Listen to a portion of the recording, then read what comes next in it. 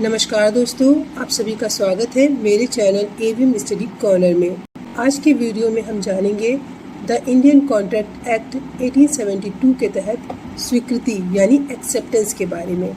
स्वीकृति क्या होती है, वैध स्वीकृति के आवश्यक तत्व क्या है, इनके बारे में। पिछले वीडियोज़ में हमने जाना संविदा यानी कि कॉन्ट्रैक्ट क्या होता है और प्रस्ताव क्या होता है। एक कॉन्ट्रैक्ट के निर्माण में प्रस्ताव के बाद दूसरा महत्वपूर्ण कदम होता है स्वीकृति।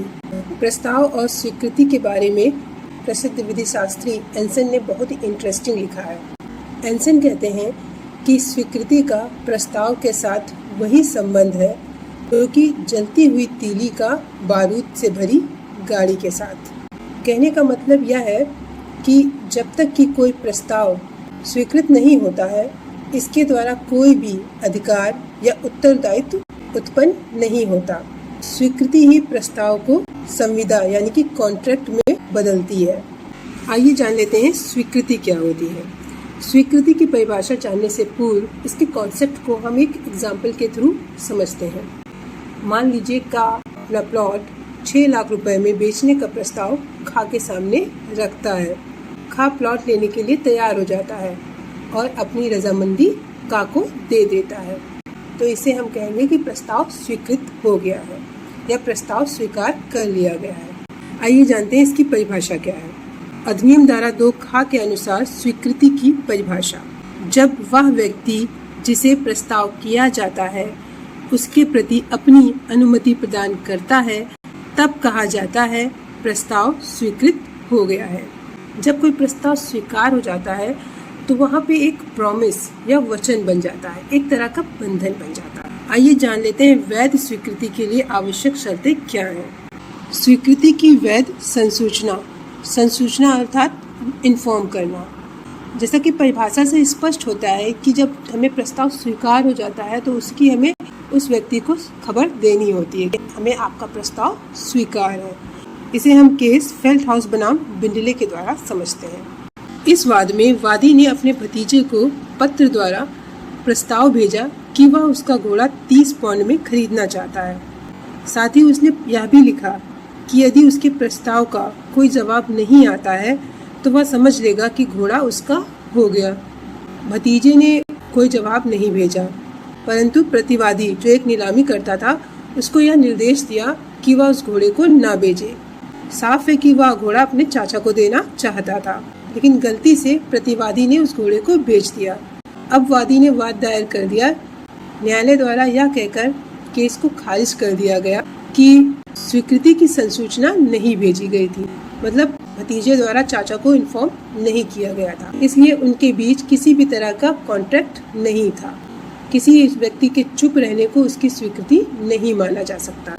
इस फैसले से स्पष्ट होता है कि स्वीकृति की संसूचना देना आवश्यक है। नेक्स्ट पॉइंट है, स्वीकृति की संसूचना उस व्यक्ति द्वारा की जानी चाहिए जिसे स्वीकार करने का अधिकार है। कहने का आशय यह है, मान लीजिए आ द्वारा कोई प्रस्ताव बा को भेजा गया, तो उस प्रस्ताव को स्वीकार करने का और उसकी खबर देने का अधिकार बा को ही है, किसी अन्य व्यक्ति को नहीं है। इसे समझते हैं पावेल बनाम ली केस के द्वारा। इस केस में एक स्कूल के मैनेजरी बोर्ड ने एक प्रस्ताव द्वारा वादी को हेडमास्टर पद पर चुन लिया, परंतु अभ्यर्थी को इस निर्णय की संसूचना नहीं दी।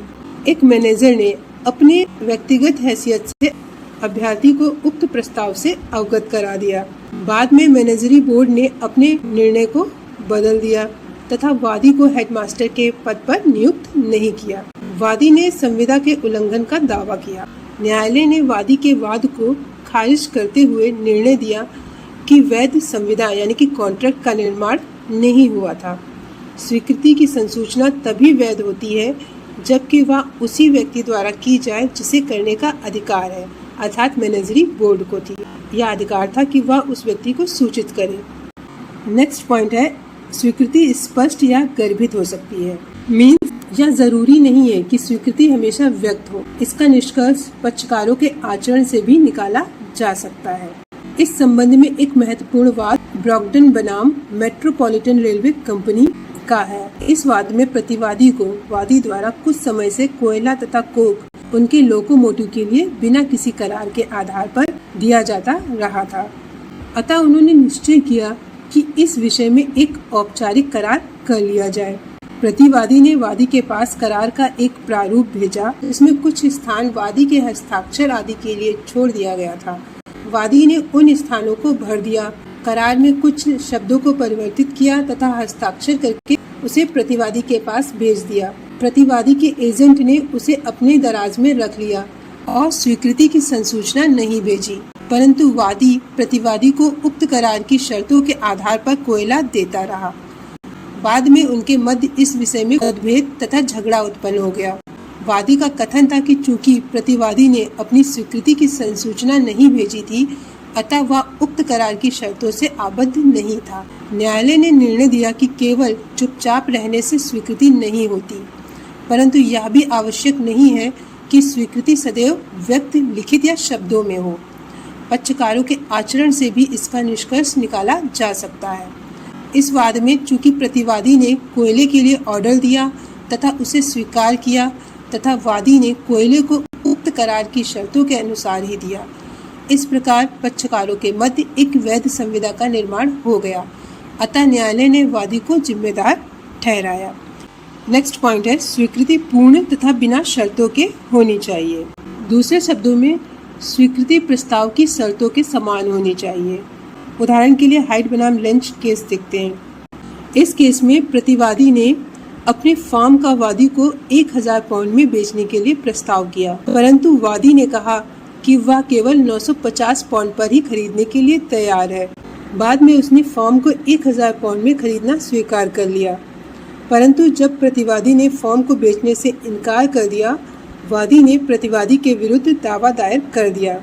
न्यायालय ने इस केस को खारिज कर दिया, यह कहते हुए कि यहाँ पर वैलिड कॉन्ट्रैक्ट का निर्माण नहीं हुआ था, क्योंकि वादी का यह कहना कि वह केवल 950 पाउंड में खरीदेगा वास्तव में एक प्रति प्रस्ताव यानी कि काउंटर ऑफर था, जिसने मूल ऑफर को ही नष्ट कर दिया।